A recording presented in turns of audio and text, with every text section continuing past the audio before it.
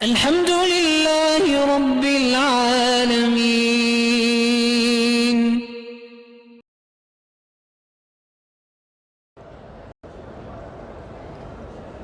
ایک آدمی ذوالحلیفہ پر پہنچ کر احرام نہیں باندھتا اور کہتا ہے کہ میرا جو پیر ہے اس کو یہاں سے احرام باندھنے کی اجازت نہیں دی ہے، اس لیے میں کون سا ایسا پیر ہے جاہل جس کو حضور کی میقات سے اجازت نہیں ملی؟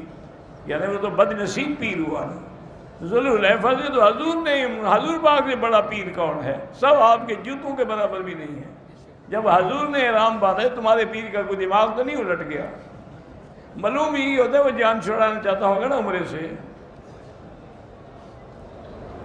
یہاں بھی ایک دفعہ آپ لوگوں کا ایک پیر آیا ہوا تھا، وہ حرم میں نماز پڑھنے نہیں آتا تھا، تو ایک آدمی نے جا کے پوچھا کہ حضرت آپ کو اللہ نے اتنی بڑی جماعت کے آپ بڑے ہیں اور پھر آپ کو اللہ نے عمرہ نصیب فرمایا ہے، آپ مسجد الحرام میں نماز نہیں پڑھتے؟ فرمانے کہ بھائی میں کیسے پڑھوں؟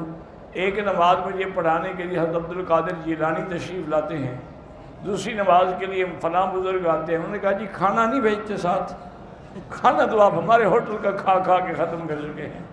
اتنے بڑے بزرگ جو آتے ہیں ان کو کہیں گے ایک پلیٹ آپ کے لیے کھانا تو لایا کریں، ایک بہانے ہیں۔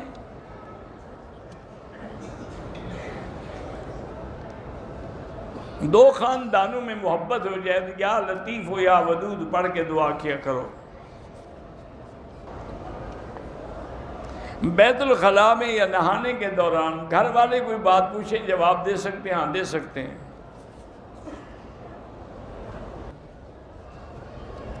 اگر اس شوق سے یا رسول اللہ کہہ دے، حاضر ناظر کا عقیدہ بھی نہ ہو پھر بھی جائز نہیں ہے۔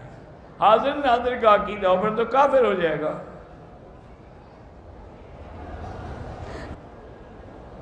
بالغ بچی سپیکر پہ آ کے نعت نہیں پڑھ سکتی۔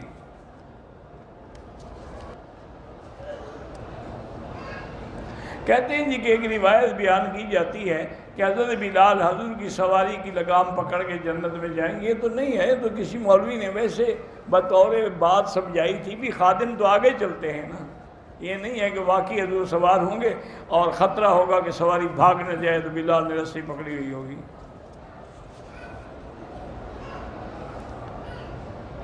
شیعہ کا جنازہ نہ پڑھا کریں۔